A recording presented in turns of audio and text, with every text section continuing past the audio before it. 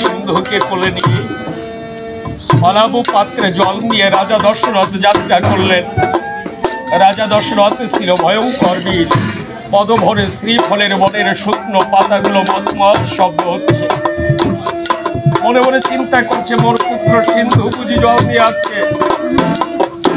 অন্ধ ব্রাহ্মণ চিৎকার করে ডাক দিয়ে বলছে, সিন্ধু, ও সিন্ধু, বাবার তুমি কি জল দিয়ে এসেছ?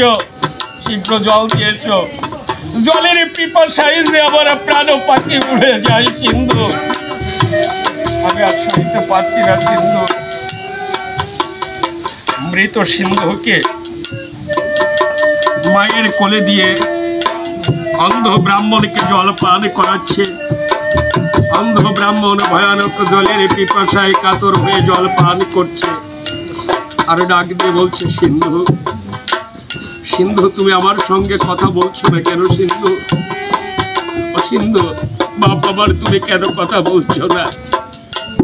ও, আমি বুঝতে পেরেছি, গভীর রজনীতে আমি তোমাকে জল আনতে বলেছিলাম, তাই তুমি অন্ধ পিতার প্রতি অভিমানে করেছো না সিন্ধু। অভিমানে করে তুমি আমার সঙ্গে কথা বলবে না, একটি বাড়ির জন্য কথা বলো না সিন্ধু। জানো, আমি জলের পিপাসা সইতে পারছিলাম না, তাই তোমাকে জল আনতে বলেছিলাম সিন্ধু। আর যদি কোনোদিন জলের পিপাসায় আমার প্রাণ পাখি উড়ে যায়, আমি তোমাকে আর কোনোদিন জল আনতে বলবো না সিন্ধু। একটি বারের জন্য আমার সঙ্গে কথা বলো সিন্ধু, কথা বলো বা। রাজা দশরথ ডাক দিয়ে বলছে, মুনিবর, আমি আপনার সিন্ধু নই, আমি আপনার সিন্ধু নয়। তুমি আমার সিন্ধু নও, তাহলে কে তুমি? পরিচয় কে তুমি? এমন শরীর ব্যক্তি যে আমার জলের পিপাসা হলো, তুমি আমাকে পিপাসার জল পান করালে, কে তুমি বলো?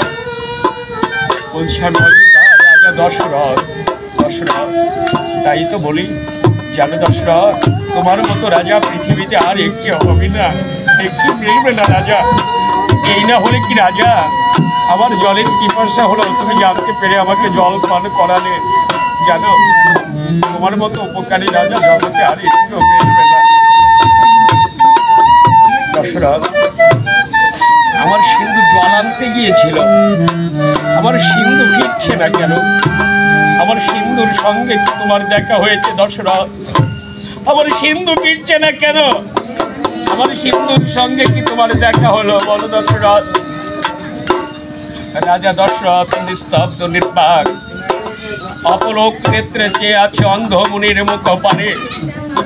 ডাক দিয়ে বলেছে, মুনিবর, মুনিবর, শব্দ ভেদি নামে আমার একটি মান ছিল, আমি সেই মানটি হস্তিকে নিক্ষেপ করেছিলাম, আমি সেই মানে সিন্ধু মনির সংহার হয়েছে। কিন্তু আর বেঁচে নাই, কিন্তু বেঁচে নাই মুনিবর। অন্ধ ব্রাহ্মণের মস্তকে যেন অকস্মাৎ বজ্রাঘাত করল। ডাক দিয়ে বলছি, কি বলছো? কি বললে দশরথ? আমার সিন্ধু নাই, তুমি আমার সিন্ধুকে মেরে ফেলেছো। বা বা রাজা, বা তোমার মতো উপকারী রাজা জগৎ সংসারে একটু মিলবে না।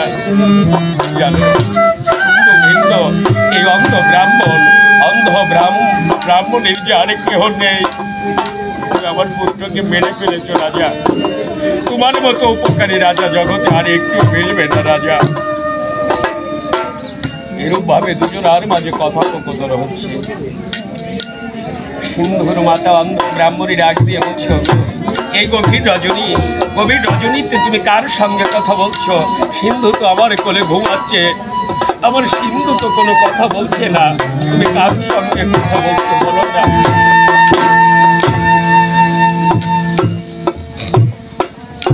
অন্ধ ব্রাহ্মণ ডাক দিয়ে বলছে, ওরে পোড়া কপালি, ওরে পোড়া কপালি, তোর সিন্ধু এসেছে, তোর সিন্ধুর প্রাণ ফিরে আসেনি, তোর সিন্ধুর প্রাণ ফিরে আসেনি। অন্ধ ব্রাহ্মণী মৃত সিন্ধুকে কোলে নিয়ে কেঁদে কেঁদে বলেছে, আমি তোরে হারা